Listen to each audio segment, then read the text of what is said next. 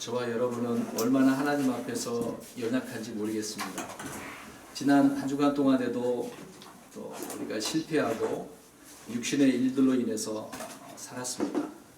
그러던 가운데 또 육신적으로 또 인간관계적으로도 슬픈 일도 있었을 것이라 생각되어집니다. 말없이 수술하신 분도 계시고 또 말없이 세상에서 고통당하는 우리 성도님들도 계시고 이런 약한 우리들이지만 주님의 우리가 찬양 가사처럼 이 갈보리 십자가를 통해서 오늘도 그 은혜 가운데 붙들려 사는 줄 믿습니다. 아멘. 더욱더 힘을 내시고요. 좌절하지 마시고 낙심하지 마시고 주님과 함께 나가는 복된 은혜로운 삶이 되었으면 좋겠습니다. 아멘. 오늘은 누가복음 19장의 말씀입니다. 1절부터 다 읽어야 되는데요. 37절부터 40절까지만 우리가 읽었습니다. 오늘 본문에 말씀하고 있는 것처럼 돌들이 말하는 시대라는 제목으로 말씀을 드리고자 합니다. 국어 문법에 보면 좀 문법 이야기 좀 하겠습니다. 모순형법, 곧 반어법이라고 하는 것이 있습니다. 이 반어법의 의미를 찾아보니까 문장의 뜻을 강조하기 위해서 어떤 반대되는 그런 반어를 사용을 해서 어떤 의미를 전달해 주려고 하는 것이죠. 그래서 일종의 수사법이라고 말들 합니다. 또 하나는 상대방의 틀린 점, 문제점을 바로 깨우쳐 주기 위해서 그 반대에 대한 그 결론에 도달하는 질문을 던집니다. 그래서 그것을 통해서 진리로 이끄는 그런 일종의 변증법이라고 하는 것이 이 반어법이라고 하는 것이 있습니다. 제가 왜 이런 이야기를 하냐면 성경에 이런 식으로 말씀한 내용들이 너무도 많이 표현되어져 있기 때문에 그렇습니다. 우리가 쉽게 예를 들어서 생각해 보면 소리 없는 아우성, 이 말 들어보면 우리가 다 알고 있는 말이잖아요. 근데 이 말이 앞뒤가 맞습니까? 안 맞습니까? 안 맞잖아요. 소리가 없는데 어떻게 소리가 나요? 아우성. 그게 이제 반어법이라고 하는 거죠. 소리가 없는데 어떻게 우리의 귀에 들려오겠습니까? 그런데 이 모순처럼 보이지만 소리는 없다 하여도 다른 무엇으로 인해서 우리의 귀에 또 머리로 이해가 되어진다는 것이죠. 그래서 말씀드린 것처럼 성경에 이러한 부분이 많이 기록되어 있는데 우리가 쉽게 이제 성경적으로 표현해 보면 성경은 어떻게 기록되어 있습니까? 음성으로 데이터로 이렇게 우리가 틀면 다 물론 지금 그러겠지만 처음부터 그렇게 되지는 않았죠. 성경은 글로 기록되어 있습니다. 하나님께서 보존하신 성경이 각 나라의 그 언어로 번역을 해서 그 번역된 대로 기록되어져 있는데 이 기록된 언어가 그 말씀이 읽을 때에 내 귀에 누구의 음성으로 들려오죠? 하나님의 음성으로 들려오는 거죠. 소리는 나지 않지만 기록된 말씀을 통해 읽는 자에게 하나님의 말씀, 하나님의 음성으로 우리가 이해가 되어진다는 것입니다. 그래서 성경은 이렇게 반어형법을 통해서 우리에게 진리를 알게 해주는 부분이 있다는 것이죠. 우리 모세를 한번 생각해 보겠습니다. 모세는 하나님께서 자신의 백성들에게 가서 말씀을 전하는 명령을 받았지 않습니까? 처음에 이제 부름 받았을 때 그 내용입니다. 출애굽기 4장에 나오는 말씀이죠. 하나님께 야 가서 백성들에게 전해라 그랬더니 뭐라고 이야기합니까? 4장 10절에 보면은 나는 말이 느리고 혀가 둔합니다. 하겠다는 거 안 하겠다는 거예요. 안 하겠다는 거죠. 난 못해요. 내 혀가 이 말도 못하는데 지식은 많은데 배운 것은 많은데 말하는 그런 표현이 없었는지 어쨌는지 아무튼 자기 자신을 그렇게 표현을 합니다. 이것을 들은 하나님께서는 11절 출애굽기 4장 11절에 주님 야 사람의 입을 누가 만들었느냐? 내가 만들지 않았느냐? 주가 만들지 않았느냐? 그러면서 이제 하나님께서는 이제 분노하시면서 야 그래도 가서 전해 이야기합니다. 그럼에도 불구하고 여전히 모세는 가려고 해요, 안 해요? 안 한다는 것입니다. 또 하나님 앞에 13절에 이야기를 해요. 주께서 보내고자 하는 자의 손을 통해서 보내소서. 나 말고 다른 사람 보내주세요. 다른 사람 혹시 말 잘하는 사람 있으면 가서 하나님 말씀 전하게 해주세요. 왜 하필이면 합니까? 이렇게 이제 모세가 말했던 부분이 있죠. 그래서 하나님께 얼마나 분노가 치밀어 올랐겠어요. 근데 하나님께서 좋은 사람을 붙여주죠. 누구를 붙여줍니까? 말 잘하는 사람. 자기 형 아론을 붙여주죠. 하나님께서 아론도 인정을 했습니다. 아론이 말 잘하는 사람인지 내가 아노라. 하나님도 알아요. 모세는 말을 못했던 것 같은데 그 형 아론은 말 잘하는 사람이었는 것으로 성경을 통해서 알 수가 있습니다. 근데 문제는 사람이 말을 잘 하든지 못하든지 그것이 중요할까요? 안 중요할까요? 중요하지 않습니다. 하나님의 말씀을 어떻게 하는 게 더 중요하죠? 순종하는 게 더 중요하지 않습니까? 그대로 순종해서 말을 전하면 될 거 아니에요. 옆에 사람에게 야, 하나님께서 너를 사랑하셔. 하나님께서 너를 복되게 하셨어. 이런 마음을 그냥 그대로 전하기만 하면 되잖아요. 어렵지 않게. 내가 포장할 필요도 없고 미사여구를 다 집어넣어가지고 아름다운 말로 포장할 필요도 없잖아요. 있는 그대로만 전하면 되지 않겠습니까? 모세가 그러면 될 것인데 그래도 그렇게 못하겠다는 거죠. 물론 인간관계 속에서 어떻게 그 말만 그렇게 전하고 달라먹을 수 있겠습니까만은 아무튼 하나님의 말씀에 순종하는 것이 더 우선되어져야 된다는 것을 알 수가 있습니다. 그래서 주님의 명령에 내가 순종하지 않으면 하나님께서는 손해 보실까요? 손해 보지 않으실까요? 손해 안 보시죠. 전혀 없습니다. 주님께서 내게 명령하셨는데 내가 순종하지 않으면 누가 하는 걸까요? 다른 사람을. 내가 안 하면 하나님께서 나 아니면 안 되겠습니까? 아니죠. 다른 사람을 세우셔서 자신의 말씀을 전하도록 하시는 것입니다. 모세가 안 한다 그러니까 아론을 붙여주시잖아요. 사람이 아니어도 오늘 본문을 통해서 보니까 예수님께서 뭐가 소리를 지르리라? 돌들이. 이 무슨 말씀입니까? 지금 예수님은 제자들과 함께 예루살렘에 입성을 했어요. 들어왔단 말입니다. 그 과정을 쭉 생각해 보세요. 성전들이 돌에 놓여져 쌓여져 있는 모습, 또 도시 안에 들어가는 성전들까지 다 그 과정을 이야기하고 있습니다. 근데 제자들과 무리들은 막 주님을 찬양하고 높이고 있단 말이에요.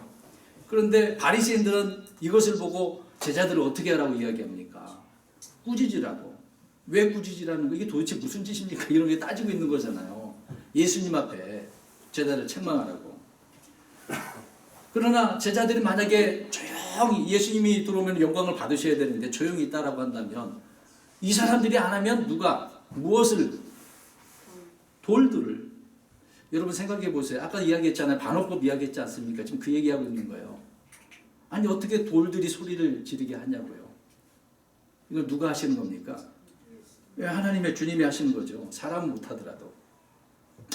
근데 어떤 분들은 이 말씀을 문자적으로 이해하지 못한 분들이 계십니다.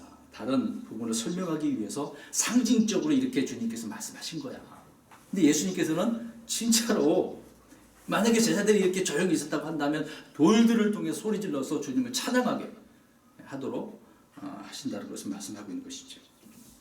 자, 하나님께서는 발람의 짐승인 나귀를 통해서도 어떻게 했습니까? 발람에게 말하셨잖아요. 아니 어떻게 짐승이 말을 하냐고요. 여러분 돌아다니면서 짐승한테 가서 이야기해 보세요. 짐승이 여러분에게 뭔가 말해주고 있는가? 말해줄까? 하나님께서는 정말 놀랍도록 이 나귀를 통해서 말씀해주고 있는 거죠. 말씀드린 것처럼 사람은 할 수 없지만 하나님께서는 그렇게 하신다고 성경 말씀하고 있습니다. 또 마태복음 3장 9절에 누가복음 3장에도 말씀하고 있는데요. 침례 요한이 이제 자기 형제들을 유대인들을 보니까 이제 과간이죠. 그들은 종교심이 특별하고 또 자기들이 아브라함의 혈통이라고 후손이라고 얼마나 자랑을 해댑니까? 예수님 앞에서도 그런 것처럼 그렇게 주장하는 교만한 유대인들에게 말씀을 하고 있어요. 마태복음 3장 9절에 하나님께서는 능히 이 돌들로도 누구 자손들을 일으켜 세우신다. 아브라함의 자손. 하나님께서는 그렇게 하실 수 있다고 말씀하고 계시죠. 그러나 바리새인들은 유대인들은 속으로 아브라함의 자손이라고 아무리 그렇게 이야기할지라도 아브라함의 자손으로 올바르게 살지 못하면 소용이 없다는 거죠. 아브라함의 자손이면 아브라함 자손답게 주님을 섬기고 따라야 되는 것 아니겠습니까? 만약에 아브라함의 자손이라고 한다고 한다면 예수님은 어떻게 했을까요?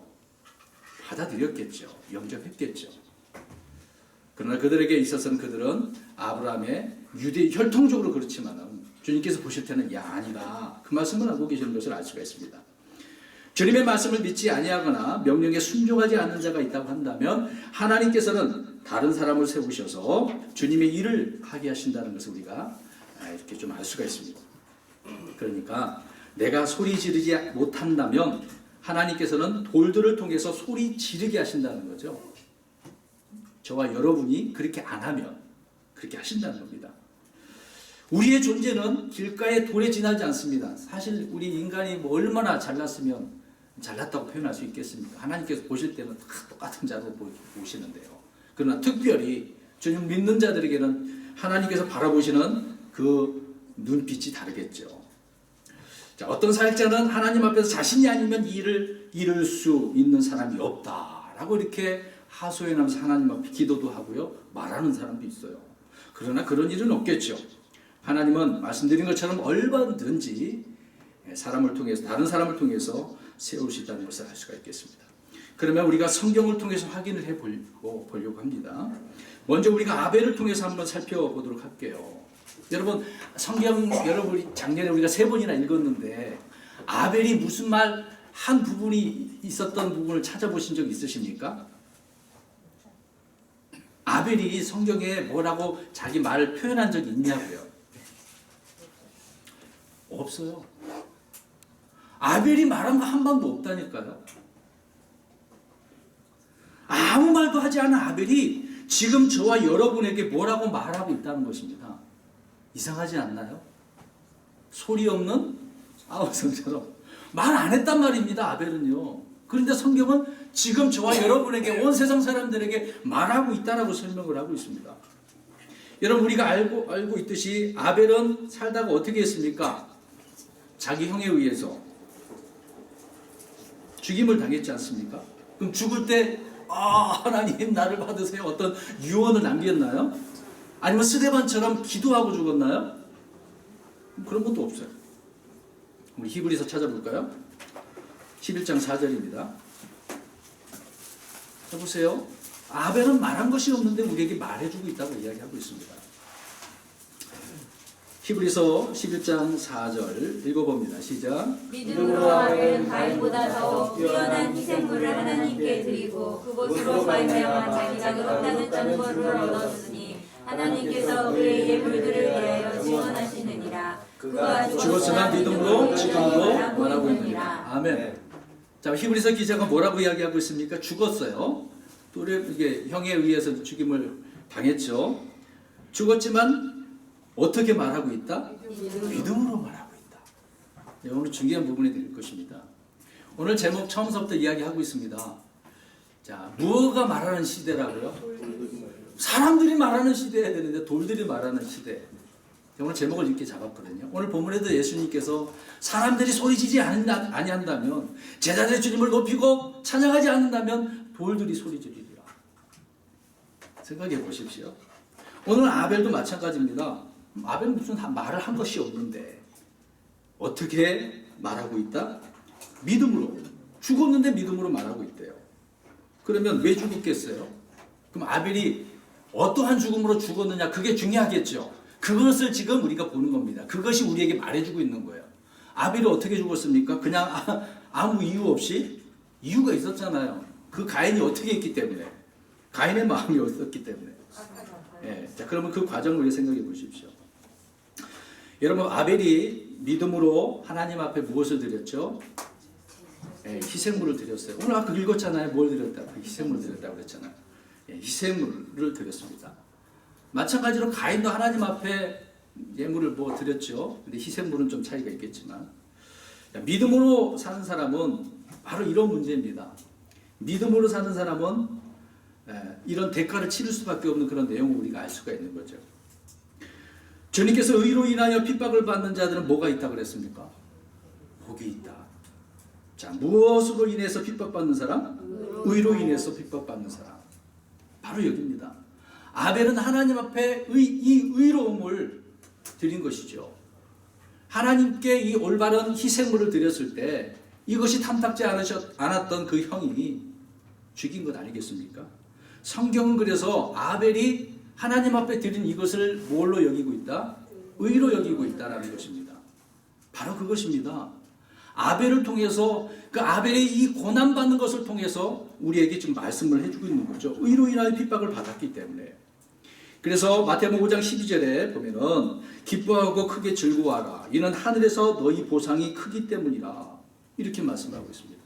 자, 의로 의 가운데 살다가 이렇게 죽게 되어지면 보상이 하늘에서 어떻다고요? 크다. 그러니까 아벨은 의를 행한 것으로 인해서 이렇게 핍박을 받았고 죽임을 당했습니다. 믿음으로 하나님께 영적 희생물을 드리는 성도들에게는 바로 이 세상에서 영광과 칭찬이 따를까요? 아니에요. 그 반대입니다. 반대예요. 믿음으로 사는 저와 여러분, 아벨처럼 이렇게 의롭게 사는 우리들에게는 세상에서 이런 칭찬과 영광이 아니라 오히려 고난과 박해가 따른다는 것을 알 수가 있어요. 이미 아벨은 굉장히 오래전의 이야기잖아요. 근데 지금도 우리에게 어떻게 하고 있다? 오늘 말씀 읽은 것처럼 우리에게 말하고 있다. 왜 제가 이렇게 이야기를 할까요? 소리 안 지르면, 내가 소리 안 지르면 다른 것을 통해서 하나님께서는 소리 지르게 만든다는 거죠.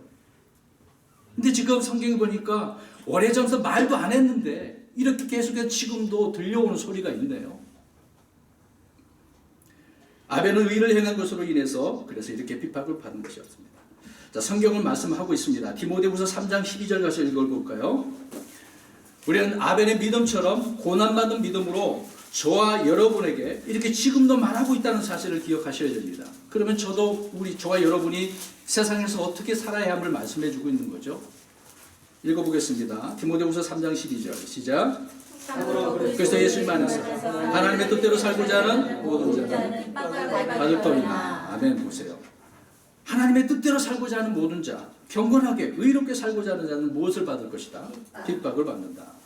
이거는 주님께서 재림하실 때까지 변하지 않는 진리의 말씀이 있는 것이죠.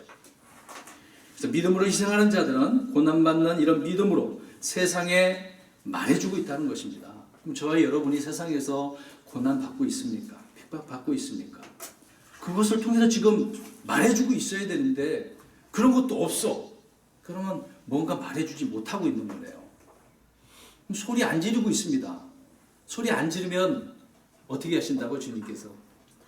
네, 다른 사람을 통해서든지 돌들을 통해서든지 소리 지르게 하신다고 말씀하고 있습니다.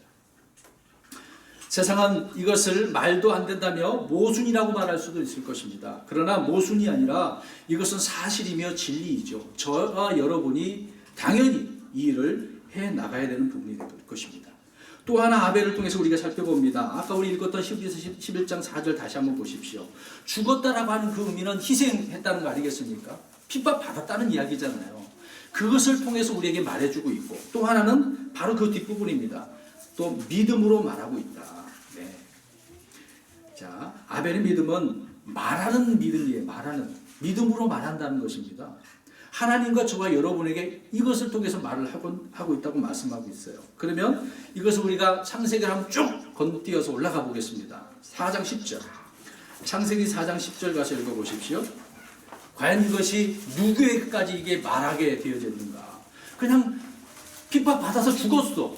그랬는데 이 죽음이 하나님 앞에 알려지게 됐다고 말씀하고 있습니다.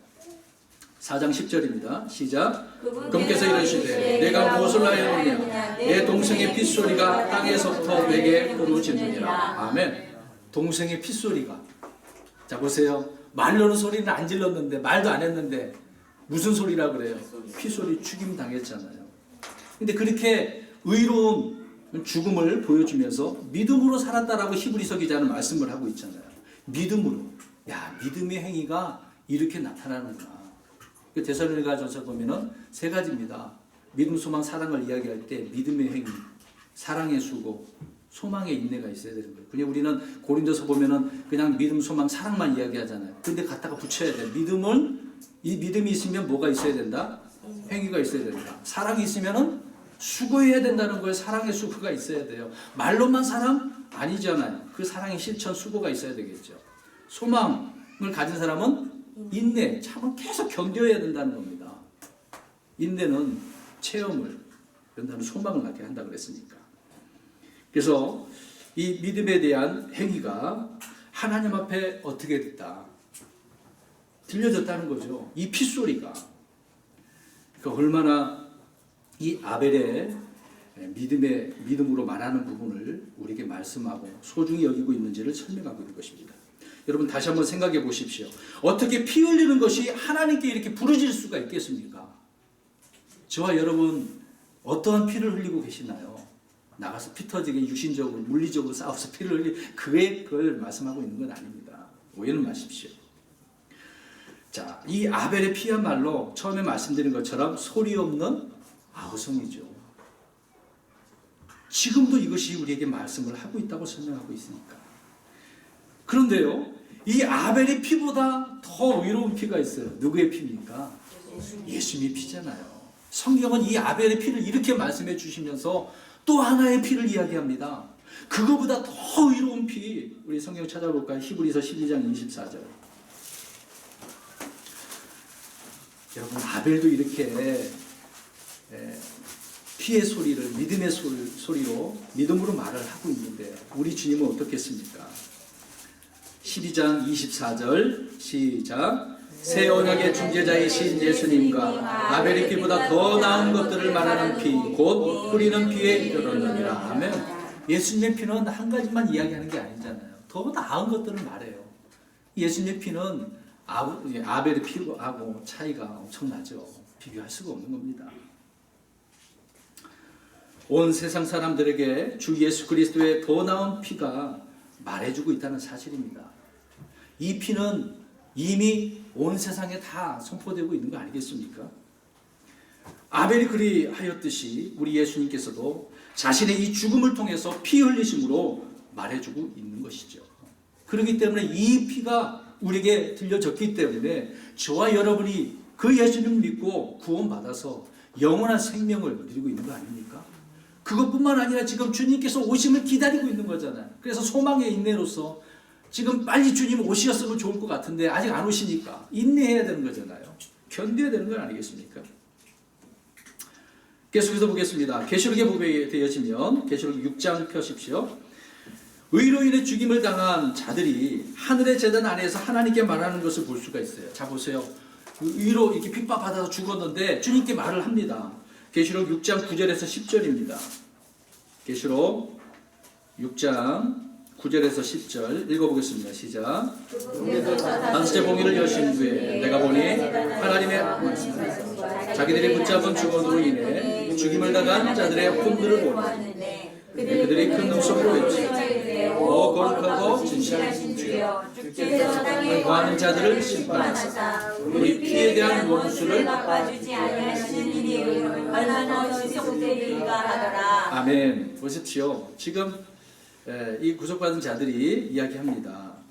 우리 피에 대한 원수를 갚아주지 아니하십니까? 우리는 이렇게 주님을 믿다가 핍박받아서 죽었는데 이 땅에 거하는 자들 가만 내버려 두지 마십시오. 빨리 어떻게든 해 주십시오. 그렇게 지금 말을 하고 있는 거예요. 그래서 이것에 대해서 원수를 갚아달라고 요구하고 있는 내용이죠. 이게 환난 성도를 말하고 있는 것입니다. 자, 아벨의 부르짖음이나 이 환난 때 순교자들이나 매 한 가지입니다. 같다는 거예요. 그들은 의를 행함으로 죽었습니다만은 지금도 말하고 있다는 겁니다. 그러잖아요. 자기들이 이렇게 의롭게 주님을 믿다가 죽었지 않습니까? 그 얘기를 하고 있는 거잖아요. 다시 히브리서 11장 4절 말씀처럼 아벨이 그가 죽었으나 지금도 말하고 있다.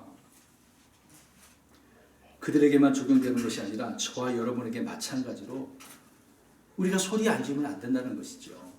입을 열어서 우리의 믿음의 행위와 사랑의 수고와 소망의 인내로 우리는 아벨처럼 고난을 받아서 핍박받는다 할지라도 말해야 된다라고 말씀을 하고 있는 것입니다. 고린도후서 4장 13절 가서 보시면 찾지는 마시고요. 뒷부분에 하반절만 보시면 알 수가 있습니다. 우리도 믿음으로 또한 말하노라. 바울이 이야기합니다. 무엇으로 말한다고요? 믿음으로. 아벨이 그렇게 믿음으로 말했다는 것입니다. 저와 여러분에게 믿음을 주셨잖아요. 내 믿음도 아니고 그리스도의 믿음이잖아요. 그리스도의 믿음으로 날마다 살고 있습니다. 그 믿음으로 세상에 나가서 말하시라는 것이죠. 그렇게 믿음으로 세상에 말을 하지 못한다면 하나님께서는 다른 사람을 세우시는 거예요. 아니면 돌들을 통해서. 사람은 누구나 진실로 믿으면 말할 수밖에 없습니다. 사도행전을 보면은요, 세상은 믿는 자들의 입을 막기 위해서 어떻게 합니까? 사도들 어떻게 했어요? 때리고 가두고 죽이기까지 했잖아요. 야고보 죽었지 않습니까? 처음 순교 당했잖아요. 교회사의 순교 이야기를 한번 여러분들이 한번 인터넷이나 책을 사서 보시면 놀랍습니다. 수많은 사람들이 이 믿음으로 인해서 피를 흘려서 죽었어요. 여러분 뭐 스페인 이탈리아인가요? 그 콜로세움 그 장소도 다 이 그리스도인들을 핍박하기 위해서 만들어 놓은 거 아니겠습니까? 세상을 믿는 자들이 말하지 못하도록 계속해서 이렇게 고문을 가하고 재산을 빼앗고 옥에 가두고 매질하고 죽입니다. 그러나 그들은 죽음을 두려워하지 않고 오히려 어떻게 해요? 죽어가면서도 말을 하고 있는 거예요. 그 핏소리가 어떻게 한다고요? 저와 여러분과 하나님께 부르짖고 있다는 겁니다. 소리를 지르고 있는 거예요. 죽을 줄 알면서도 말을 하고 있는 거예요. 그게 믿음의 사람입니다. 죽고 난 그 이후에도 계속해서 말을 하고 있는 거예요. 죽었는데도. 오래전에 죽었잖아. 아벨도 이미 오래전에 죽었잖아요. 사도도 오래전에 죽었는데 지금도 우리에게 어떻게 하고 있다? 말씀하고 있어요. 말하고 있습니다. 예수님의 피도 마찬가지지 않습니까? 우리는 왜 순교자처럼 말할 수밖에 없을까? 이제 저와 여러분 그렇게 당연히 해야 되겠죠. 할 수밖에 없겠죠. 자, 우리가 어떻게 할 수 있을까요? 욥기서 32장 18절 가서 보십시오. 믿는 자들 안에는요, 그 속에는 정말 강권하는 이런 영이 있기 때문에 그래요. 저와 여러분에게 성령님이 계시기 때문에 그 성령님을 통해서 말하지 않을 수가 없어요. 말할 수밖에 없단 말입니다. 그러니까 이렇게 소리를 지르시라고요. 욥기 32장 18절 시작. 내게는 말할 내용이 가득하며 내 안에 있는 영이 나를 강권하노라. 자 보세요. 내게는 말할 내용이 어떻다고요? 가득해. 그 다음에 내 안에 있는 뭐가? 영이 나를 강권하는 거다. 자, 이 말씀 엘리후가 고백한 내용입니다. 엘리후가 그 말한 그대로예요. 진리를 알고 하나님의 말씀이 우리 속에 가득할 때 우리는 입으로 그분을 찬양하고 감사할 뿐만 아니라 세상의 의를 선포하는 것이죠. 여러분 아직 저는 우리 교회 이번 연도의 표에 대해서 다 말씀드리지 못했습니다. 아직 더 말씀드릴 게 굉장히 많아요. 우리 표가 어떻게 되어 있습니까? 세상에서 빛들로 빛나는 교회. 이런 성도가 되기 위해서 지금 말씀을 드리고 있는 거예요. 지금 우리는 세상에 나가서 믿음으로 말하고 의로운 가운데 기생을 하면서 주님을 증언하는 거 있지 않습니까? 그런데 그렇게 할 수밖에 없는 것이 내 안에 무엇이 있어서 영이 있으셔서 있기 때문에 바로 이것을 통하여 우리는 말씀드린 것처럼 찬양하고 감사하고 기도하고 또 선포하고 있는 것이죠. 구원받은 후에 성도들이 자발적으로 주님을 증언하게 되는 것은 우리 안에 이런 영이 우리 자신을 강권하는 것이 가장 큰 이유가 되겠죠. 성령으로 충만한 이들은 마치 술에 취한 자들이 이렇게 술 기운에 계속 말하는 것처럼, 여러분 술 취한 사람 봤잖아요. 오늘 아침에 아무 생각도 없었는데 갑자기 자매가 이야기하더라고. 밖에서 또 저 소리 지르는 사람 들리냐고. 나 안 들렸는데 가만히 있어 보니까 또 술 먹고 막 소리 지르는 사람이 있거든요. 여름만 좀 날이 따뜻하게 되어지면 굉장히 시끄러워요. 새벽에도 막 아침이든 저녁이든 막 소리 지르고 욕하고 그런 분이 계셔요. 근데 한 사람만 그런 게 아니라 지금 몇 명이 그래요. 돌아가면서 그러거든요. 아무튼 술 기운에 막 말 계속해서 하지 않습니까? 우리는 이제 이런 표현과 뭐 좀 다른 부분이 되겠습니다만 술에 취하는 것이 아니라 성령님을 통해서 그렇게 술 취하는 것처럼 성령님을 통해서 말한다라는 것을 알 수가 있는 것입니다. 그래서 이런 부분이 사도들만의 모습이 아니죠. 저와 여러분이 그렇게 해야 되는 부분이 아니겠습니까? 아까 고린도후서 4장 13절을 다시 한번 읽어보겠습니다. 제가 읽기만 했었는데요. 펴십시오.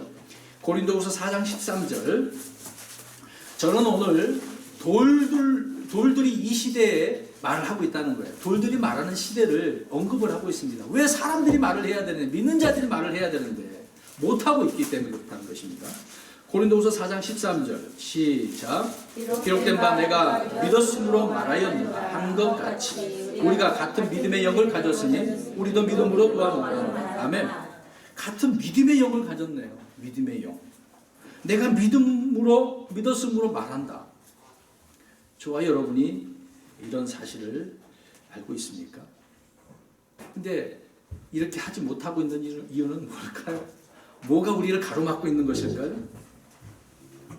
두 번째로 우리가 정말 세상에 나가서 말할 수밖에 없는 그런 이유는 예레미야서를 한번 찾아볼까요? 20장 9절입니다. 우리 속에요. 아까는 우리 속에 영이 있지 않습니까? 이제는 우리 속에 타오르는 말씀의 불이 있어요. 말씀의 불이. 말씀의 불이 있는 사람은 가만히 있을 수가 없는 거예요. 예레미야 20장 9절입니다. 20장 9절. 예레미야 20장 9절 시작. 그때 내가 말하기를 내가 다시는 그분에 대하여 언급하지 아니하며 그분의 이름으로 말하지 아니하리라 하였습니다. 그분의 말씀이 내 마음속에 타오르는 불 같아서 내 뼛속에 사무치니 내가 참기에 지치고 가만히 있을 수 없었노라. 아멘. 예레미야 대언자가 가만히 있을 수가 없었네요. 뭐가 뼛속에 사무쳤습니까? 말씀이. 근데 그 말씀이 어떤 뭐 같다고 그랬어요? 예, 타오르는 불. 어디에서? 마음속에서. 저와 여러분에게 이 진리의 말씀이 있으면요 가만히 있을 수가 없어요. 우리 자신은 뿐만 아니라 세상 사람들도 이 말씀을 가지고 변화시킬 수 있는 것 아니겠습니까? 그렇기 때문에 예레미야는 말씀을 전하지 않고는 견딜 수 없을 정도로 속에서 말씀의 불길이 아주 강하게 역사했다는 것을 알 수가 있습니다. 그 입이 저절로 열릴 수밖에 없겠죠. 성령님께서 만지시고 말씀까지 있으니 얼마나 은혜가 넘치고 충만하겠습니까? 그러니까 예레미야나 또 다른 많은 전도자들은 불타는 이런 열정이 평생토록 입을 열어서 복음을 증언할 수 있었던 것이죠. 그 속에 불타오르기 때문에. 진실로 우리가 필요한 것이 있다라고 한다면 바로 이런 부분이 아니겠습니까? 언제 우리 마음속에 말씀이 불타오르는 줄 여러분 아시나요? 언제 불타오를까요? 그러면 말씀이 있다고 그랬으니까 언제 불타오르겠냔 말이에요. 시편 39편 3절 가서 볼까요? 자, 우리 마음이 뜨겁게 되는 것은 말씀을 저와 여러분이 깊이 묵상할 때, 또 말씀을 깨닫게 되어질 때 막 불타오르게 되어집니다. 시편 39편 3절입니다. 시작. 내 마음이 내 속에서 뜨거움으로 내가 생각에 잠길 때에 불이 붙으니 이에 내가 내 여로 말하기를. 아멘. 보십시오. 시편 기자가 말씀하고 있지 않습니까? 자, 말씀, 내 속이 지금 뜨겁네요. 뭐 때문에 뜨거운 거예요? 말씀 때문에 내 마음이 지금 속에서 막 불타오르고 있어요. 그러니까 불타오르니까 생각에 깊이 들어갈 수밖에 없겠죠. 이게 도대체 무슨 의미야? 무슨 뜻이야? 내게 확신을 주네. 그러니까 내 속에 막 생각에 잠기니까 말씀이 내 속에 불타오르겠죠. 그러니까 내 혀가 어떻게 됩니까? 말하는 거예요. 누가복음 또 가보겠습니다. 24장 32절. 우리가 알고 있는 엠마오로 가는 두 제자 역시 이런 말씀을 해주고 있지 않습니까? 이제 모든 것이 다 끝나서 주님께서 십자가에 못 박아 죽으셨으니까 이제 끝났어. 그걸로 끝이라고 생각했지만 아니에요. 예수님께서 그들과 함께 가시면서 말씀을 전해주지요. 그 말씀이 어떻게 했는지 보겠습니다. 누가복음 24장 32절 시작. 그들이 서로 이르되 그분께서 길에서 우리와 말씀하시고 우리에게 성경 기록들을 풀어주실 때 우리 속에서 마음이 뜨겁지 아니하느냐. 예수님께서 풀어주시니까 말씀이 어떻게 돼요? 먼저 머리로 이해가 되어지죠. 깨닫게 되어집니다. 그러니까 어떻게 됐다고요? 뜨거워지는 거예요, 마음이. 그러니까 갔던 길을 어떻게 합니까? 돌아서서 가는 거예요. 예루살렘으로 가는 거예요. 핍박의 장소로 다시 가는 겁니다. 내가 그곳에 있으면 내가 핍박받고 어려움을 당하지만 주님의 말씀이 이렇게 말씀하고 있는데 뒷걸음질 할 수 없잖아요. 여러분 도망치시겠습니까? 어디로 도망치려고 하십니까? 도망치면 안 돼요. 또 하나 우리 세 번째 보겠습니다. 자, 처음에는 영이 있고 말씀에 불이 있어서 말할 수밖에 없겠죠. 근데 복음을 선포하지 않으면 화를 당해요. 우리 보겠습니다. 고린도전서 9장 16절입니다. 화를 당한다고 하니까 무섭네요. 읽어보겠습니다. 고린도전서 9장 16절입니다. 바울이 이야기하는 거죠. 자기 자신에 대한 부분을 언급하고 있습니다. 9장 16절 시작. 내가 복음을 선포할지라도 자랑할 것이 없으니 이는 필연적으로 내가 해야 하기 때문이라. 만일 내가 복음을 선포하지 아니하면 참으로 내게 화가 있으리로다. 복음을 선포하지 아니한다면 자기에게 뭐가 있어요? 세상에. 여러분 무섭지 않나요? 저와 여러분은 구원받은 순간 복음의 증인으로 부름을 받았어요. 이 세상에서 우리 중에 이렇게 부름을 받았는데 말을 하지 못한다고 한다면 오늘 바울이 말한 것처럼 우리에게 뭐가 있어요? 화가 있어요. 무슨 화인지 모르겠어요. 직접 경험해 보십시오. 내 삶 속에서 무슨 화가 있는지. 그러니까 증언하지 않고 복음을 말하지 않는다면 하나님께서는 나 말고 다른 자를 택하셔서 말씀하게 하시는 거예요. 그러면 내가 못하면 주님 앞에 가서 보상이 있겠습니까? 없겠습니까? 없는 거예요. 보상 받으시려면 말씀에 순종해야 되겠죠. 여러분 생각해 보시기 바랍니다. 정말 이 시대는 사람들이 침묵하고 돌들이 외치는 그런 시대, 그런 시대로 그렇게 생각하십니까? 뭐 이해가 안 되나요? 여러분 지금 여기 돌을 없지만 여기 저기 화분도 있는데 밖에 나가면 돌이 많잖아요. 그 돌이 말하는 소리 들어보신 적 있으세요? 어떻게 들었어요? 돌이 지나갔는데 야 아무개야 내가 너 사람 이렇게 말했나? 예, 정말 돌이 말해요. 갑자기 목사님은 이상한 얘기하네. 목사님 나쁘게 얘기해. 목사님 미친 거 아니야? 그렇게 할지도 모르겠어요. 정말 말한다니까요. 여러분 예전에 우리가 한참 70년 80년대 유행했던 것이 있어요. 지금 MP3 말고 저 일본에서 만든 제품 뭐였습니까? 이 CD 플레이어 그 마이마이 그런 게 있었잖아요. 테이프가 돌로 만들어진 거 아십니까? 저장 장치가 그 마그네틱이라고 하는 것이 자장이거든요. 자석이에요. 그 마그네틱은 돌로 만드는 거거든요. 거기에다가 저장을 해놓고 들은 거예요. 그러니까 과거에 처음에 이런 기술이 발달되어져서 그런 돌들을 통해서 우리가 계속 소리를 들었던 거예요. 컴퓨터도 옛날에 자기 저장 장치라고 아십니까? 지금은 좀 방식이 달라졌긴 했지만은, 근데 대부분 많은 곳에 아직도 이런 자기 저장 방식으로 저장되어져서 많은 사람들에게 들려주고 있어요. 여러분 스피커에 뭐가 달려져 있습니까? 뜯어보십시오. 여기 스피커 있는데 뜯어보면 뭐가 있어요? 자석 있다니까요. 돌이에요, 돌. 돌가루잖아요. 목사님 갑자기 이상한 사람. 자, 이런 돌이 지금 사람들 모르고 있을 거예요. 과학적으로 이미 이게 드러나 있는 거예요. 지금 그래서 들려오고 있는 거지 않습니까? 소리 안 들립니까? 지금 스피커를 통해서? 들리잖아요. 저와 여러분이 말 안 하면 하나님께서 이런 식으로 하신다는 겁니다.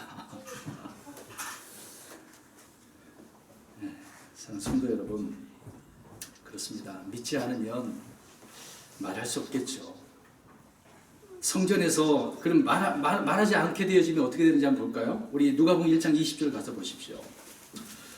성전에서 제사장 일을 하다가 천사를 통해서 사가랴에게 놀라운 계시가 임하게 되지 않습니까? 근데 이 사가랴는 천사가 말하는 말을 안 들었어요. 믿지 않았어요. 그러니까 어떻게 되는지 한번 보겠습니다. 1장 20절 시작.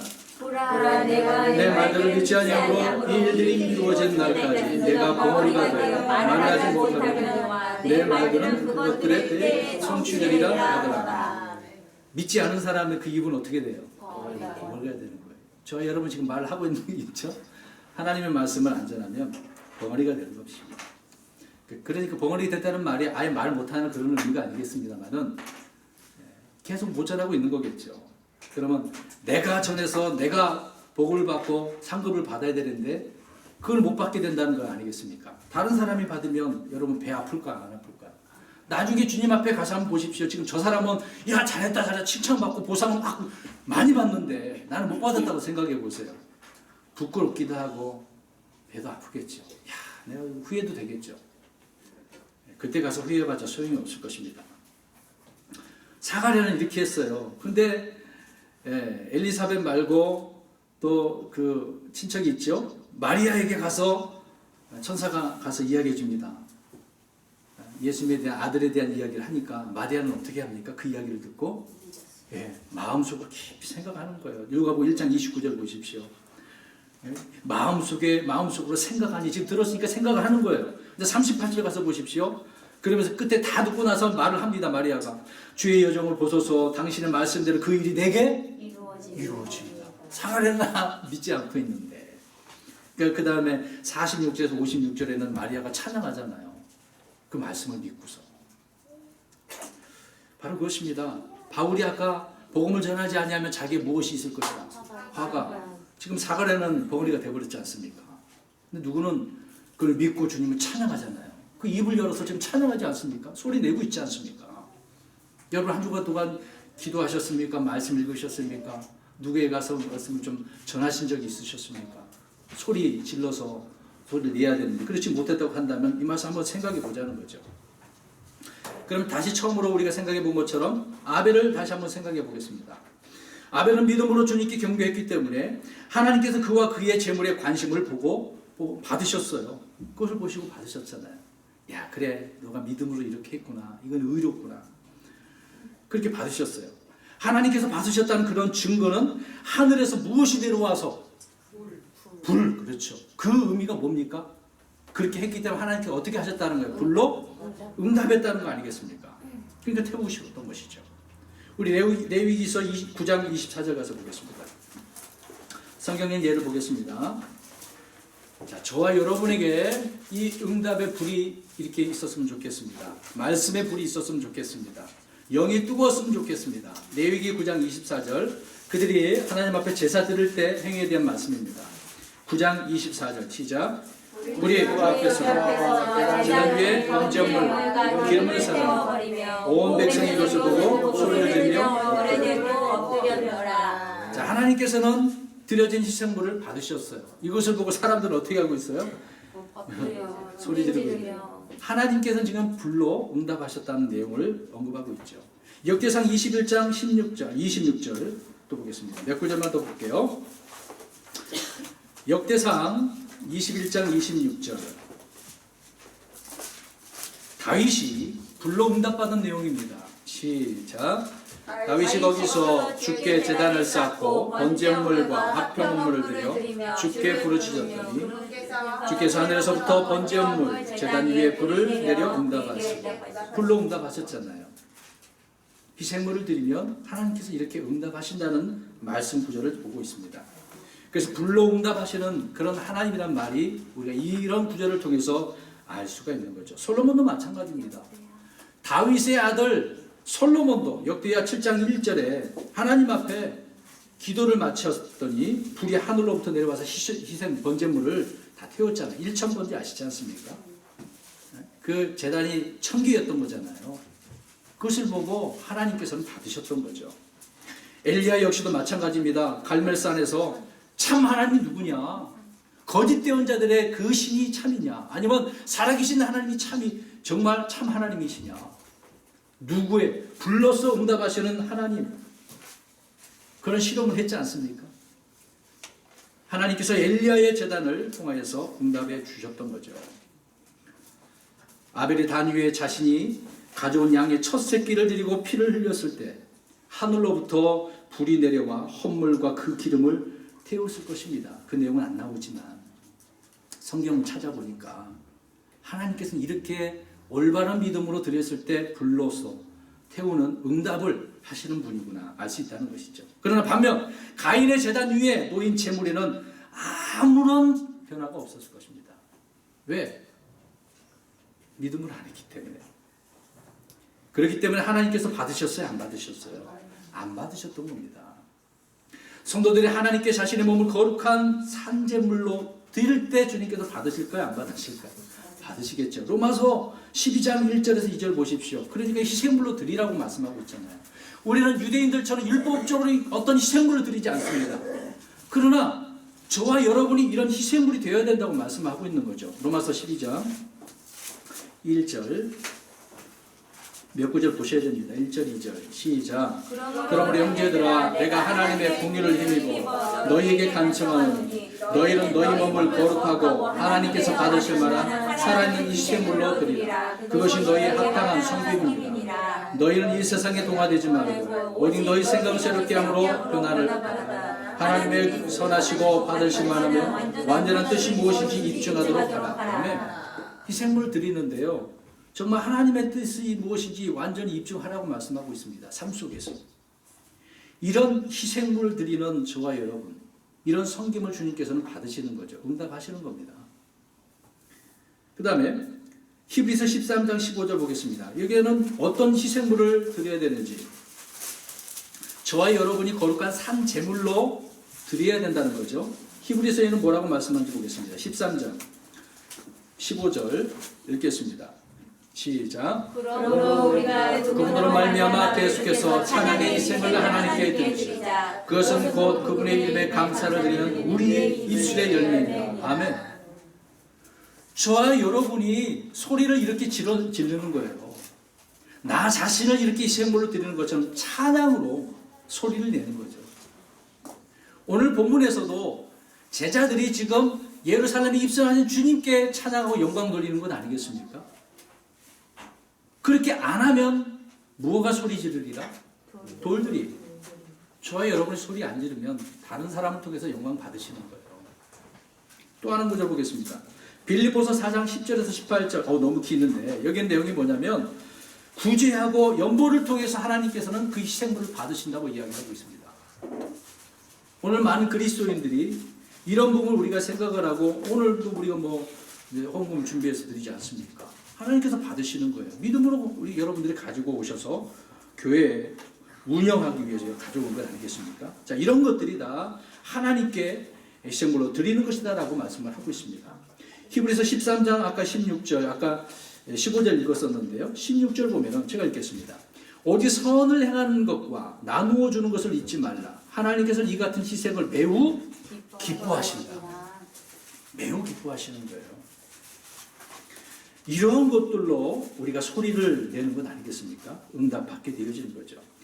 또 시편 51편 17절입니다. 두 구절만 이 부분에 대해서 살펴볼게요. 시편 51편 17절. 시편 51편 17절 읽겠습니다. 시작. 하나님께서 좋아하시는 희생물은 상한 영이라. 오 하나님, 상하고 통회하는 마음을 주께서 멸시하지 아니하시나이다. 아멘. 여러분, 저와 여러분이 하나님 앞에 구하시는데 구하는 희생물을 뭘로 표현하고 있습니까? 상한 영. 여러분, 저와 여러분의 마음을 하나님 앞에 어떻게 하라고요? 예, 상한 영으로. 통회하는 마음으로. 여러분 그렇게 기도하시잖아요.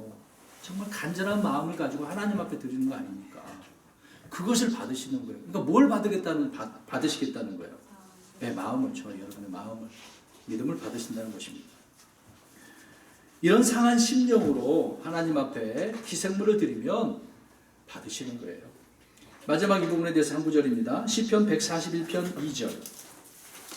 시편 141편 2절. 저와 여러분이 한 주간 동안에 얼마나 감사와 기도가 있었는지 모르겠습니다. 시편 141편 2절 시작. 나의 기도가 주 앞에 향같이 놓이게 하시며 나의 손을 들어 올림이 저녁 희생물같이 놓이게 하소서. 아멘. 자, 손을 이렇게 들고 올렸다는 말이 뭐예요? 뭐 했다는 겁니까? 기도했다는 거잖아요. 이것이 저녁 희생물같이 높여달라는 거죠. 놓이게 달라고. 사랑하는 성도 여러분, 바로 그것입니다. 감사하고 기도하는 것이 하나님 앞에 소리 내고 있는 거예요. 여러분 가만히 있어서는 안 돼요. 저는 지금 밖에 나가서 복음 예수님만 전하라 그 얘기만 하고 있는 건 아니지 않습니까? 저와 여러분이 우리의 몸을, 우리의 마음을, 모든 이런 것을 어떻게 세상에서 소리를 내고 있는가, 그 말씀을 드리고 있잖아요. 이미 이 시대는 뭐가 말하고 있는 시대라고요? 돌들이 말하고 있는 시대예요. 사람이, 믿는 자들이 안 하면 하나님께서 그렇게 하시는 거겠죠. 베드로전서 2장 5절에 가보면 저와 여러분을 살아있는 돌들이라고 이야기합니다. 살아있는 돌들. 돌들이에요, 우리가요.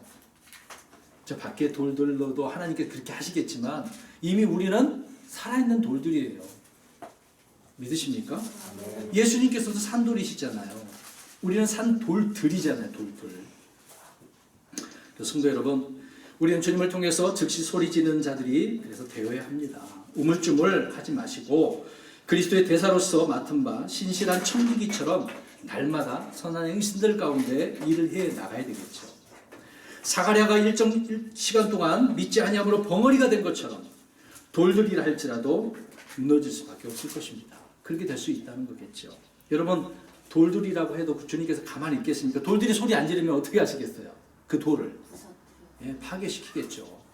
여러분, 누가복음 19장 가서 보십시오. 오늘 40절이 그렇게 말씀하고 있지만 19장 44절 가서 이어서 보십시오. 지금 예루살렘 입성하시고 계속해서 성전에 들어가는 내용에서 이 사건이 벌어지고 있습니다. 근데 유대인들은 그 당시에 있는 헤롯 성전을 어떻게 여기고 있을까요? 귀하게 여기고 있죠. 좀 이런 성전이 어디 있었느냐, 정말 화려하다, 높이고 있지 않습니까? 심지어 뭐 우상화할 정도로 그런 성전을 그들은 생각하고 있었습니다. 읽어보십시오. 44절 시작. 너와 내 안에 있는 내 자녀들을 땅에 쓰러뜨리고 내 안에서 돌 하나도 다른 돌 위에 남기지 아니하리라. 이는 너를 돌아보는 때를 내가 알지 못하였기 때문이다. 자, 보세요. 그럼 지금 이 돌들이 어떻게 될 것이다 라고 말씀하고 있습니까?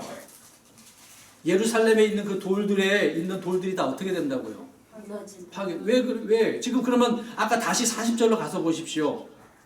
지금 제자들이 소리 안 내면 뭐가 소리 지른다? 돌들이. 그러면 돌들이 소리 안 지르면? 그렇죠. 그러면 예루살렘에 있는 이 성전이 뭐예요? 그러면 이 성전을 통해서 주님을 섬기고 찬양하고 영광 돌려야 될 그런 곳이 지금 어떤 곳이 되고 있습니까? 그 뒤에 또 보십시오. 45절에서 무슨 문제가 생겼어요? 그 성전 안에서 뭘 하고 있습니까? 장사를 하고 있잖아요. 성전 역할을 못 하고 있는 거 아닙니까? 우리는 유대인들 그런 성전은 아니고 주님의 교회로서 주님의 몸된 그런 성전 아닙니까? 이런 역할을 못하면 이런 일이 벌어질 수 있는 것이죠. 그렇기 때문에 오늘 19장 44절에 보니까 돌아보는 때를 내가 어떻게 알지 못했다. 그 때를 지금 알고 있는 거예요? 모르고 있는 거예요? 모르고 있는 거예요. 그러면 이 말씀을 예언해서 AD 70년경에 파괴가 돼서 다 무너졌지 않습니까? 돌 위에 돌이 남아있지 않았다고 말씀하고 있는데 역사적으로 다 증명해주고 있는 거죠. 그러니까 유대인들은 때를 모르고 있는 거예요. 때를. 그럼 지금 무슨 때입니까? 지금 무슨 때예요? 은혜의 시대이긴 하지만 지금 막바지에 이르는 마지막 때잖아요. 주님께서 곧 오실 때이지 않습니까? 때를 모르는 사람들은 어떻게 하고 있는 거예요? 소리를 안 내고 있는 거예요. 그럼 이런 돌들은 다 어떻게 되는 거예요? 부서지겠죠. 그러니까 예수님께서 돌이시면서 그 다니엘에 예언한 것처럼 그 신상을 다 파괴시키잖아요. 돌이 파괴시킨다고. 오늘 예루살렘도 마찬가지로 돌들 위에 돌이 남아있지 않게 되었다는 것입니다. 근데 보십시오. 이미 한 번의 경험이 있지 않습니까? 바벨론의 포로를 잡혀갔을 때 어떻게 됐어요? 예루살렘이 황폐하게 됐잖아요. 근데 이번에는 어느 나라에 의해서 다 파괴됐습니까? 로마잖아요. 역사적으로. 그래서 사랑하는 성도 여러분, 역할을 제대로 하지 못하면 이런 일이 벌어지는 거죠. 결론적으로 말씀드리겠습니다. 그래서 사랑하는 성도 여러분, 하나님의 말씀은 매일까요? 매이지 않을까요? 매이지 않습니다. 저와 여러분이 안 한다고 해서 하나님께서 손해볼 것도 없고요. 다른 사람을 통해서 그 말씀이 더 전파되어지는 겁니다. 온 세상에 전파되는 거예요. 내가 지금 많은 사람들이 킹제임스 성경을 안 믿는다 할지라도 하나님께서는 믿는 자들을 누구를 통해서라도 내가 안 하면 다른 사람을 통해서라도 바른 진리에 돌아서게 하신다는 겁니다. 근데 누가 했으면 좋겠어요? 네, 내가 저와 여러분이 하자는 겁니다. 우리 자신뿐만 아니라 우리 주변 사람들에게 그렇게 소리를 내야 한다는 거예요. 근데 소리를 안 내면 참 하나님께서 세상에 있는 것들 가지고 이렇게 과학적으로라도 하고 계시지 않습니까? 우리 마지막 구절을 보겠습니다. 디모데후서 2장 9절입니다. 결론인데 이 구절을 통해서 결론을 맺겠습니다. 디모데후서 2장 9절, 그래서 말씀드린 것처럼 말씀은 매이지 않는다. 후서 2장 9절 시작. 이 복음으로 인하여 내가 악을 행하는 자처럼 매이는 데까지 고난을 당한다. 하나님의 말씀은 매이지 아니하리라. 아멘. 지금 바울이 고난당하고 있잖아요. 그런데 고난당하면 나가서 복음을 못 전할 것 같아. 막힐 것 같아. 그렇게 됐을까요? 아니라는 겁니다. 우리 사도행전 가서 보십시오. 28장 30, 31절 마지막 구절입니다. 끝이에요. 사도행전 28장 30, 31절. 고난 당하고 있는데도 불구하고 말씀이 어떻게 되어 있는지 보십시오. 28장 30, 31절 시작. 바울이 자기 셋집에서 만 2년을 거하며 자기에게 오는 모든 사람을 받아들이고 전적으로 확신 있게 하나님의 왕국을 선포하며 주 예수 그리스도에 관한 그것들을 가르치되 아무도 막았어요, 못 막았어요? 누가 이렇게 역사하신 겁니까? 하나님이 하신 거잖아요. 근데 단순히 바울은 어떻게 했던 거예요? 말씀을 전하는 것밖에 없었던 거예요. 순종한 것밖에 없습니다. 삶 속에서 이런 희생물로 드리고 있었기 때문에 그 말씀이 매이지 않고 놀라운 일이 계속해서 벌어지고 있었다는 것이죠. 그래서 사랑하는 성도 여러분, 돌들이 말하는 시대, 정말 그 당시 예수님께서 돌들로 그렇게 하실 수 있었던 것처럼 이제는 우리가 살아있는 돌들이 아닙니까? 이런 돌들이 말하는 시대가 됐으면 좋겠어요. 저와 여러분을 이렇게 만들어 주셨는데 어찌 가만히 있을 수 있겠습니까? 이 은혜 시대에 우리가 말하는 그런 성도가 되어서 하나님을 기쁘시게 하는 그런 믿음의 삶이 되시기를 주의 이름으로